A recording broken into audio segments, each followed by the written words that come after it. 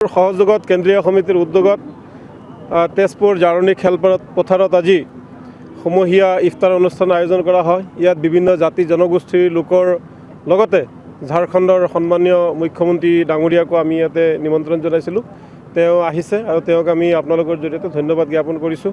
আপোনালোকে জানে যে বিশ্বত এতিয়া ইছলাম ধৰ্মৰ লোকসকলৰ পবিত্ৰ ৰমজান মাহ চলি আছে আৰু এই ৰমজান মাহ হৈছে বিশ্ব ইছলাম ধৰ্মৰ লোকসকলৰ আটাইতকৈ পবিত্ৰ মাহ আৰু এই মাহত ইছলাম ধৰ্মৰ লোকসকলে আল্লাহৰ ওচৰত তেওঁলোকে পুণ্যৰ বাবে তেওঁলোকে দোৱা কৰে আৰু দিনটো উপবাসী থাকে।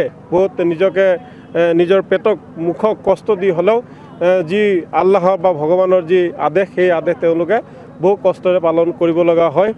গতিকে সকলো ৰাইজক আপোনালোকৰ জৰিয়তে আমি শুভেচ্ছা জনাইছোঁ। ঝাৰখণ্ডৰ মুখ্যমন্ত্ৰী ডাঙৰীয়া আহি এক আমাৰ সুন্দৰ নিদৰ্শন দি গ'ল, প্ৰেম ভাতৃত্ববোধৰ নিদৰ্শন দি গ'ল। ইয়াতে আজি সকলো জাতি জনগোষ্ঠীৰ লোককো আমি নিমন্ত্ৰণ জনাইছোঁ। ভাল লাগিছে, যিটো সময়ত মানে কিছুমান সাম্প্ৰদায়িক অপশক্তি অসমত গা কৰি উঠিছে, ঠিক আজিৰ এই ইফতাৰ মেহফিলটো এটা ভাতৃত্ববোধৰ নিদৰ্শন। অপশক্তি যিবোৰ আছে, অপায় অমংগল যিবোৰ আছে, এইবোৰ আমাৰ সমাজৰ পৰা দূৰ হৈ যাওক। আমাৰ যি সাতামপুৰুষীয়া ভাতৃত্ববোধ আছে, এই সাতামপুৰীয়া ভাতৃত্ববোধৰ ৰেখাডাল আমাৰ মাজত মজবুত হওক। ঈদ হওক, বিহুৱে হওক, দুৰ্গা পূজাই হওক, কালী পূজাই হওক, আমি যাতে সকলোৱে মানুহ হিচাপে আমি সকলোৱে একেধৰণে আমি পালন কৰি আমাৰ জীৱনটো থকালৈকে যাতে আমি সমিলৰে থাকিব পাৰোঁ, তাকে আমি কামনা কৰোঁ।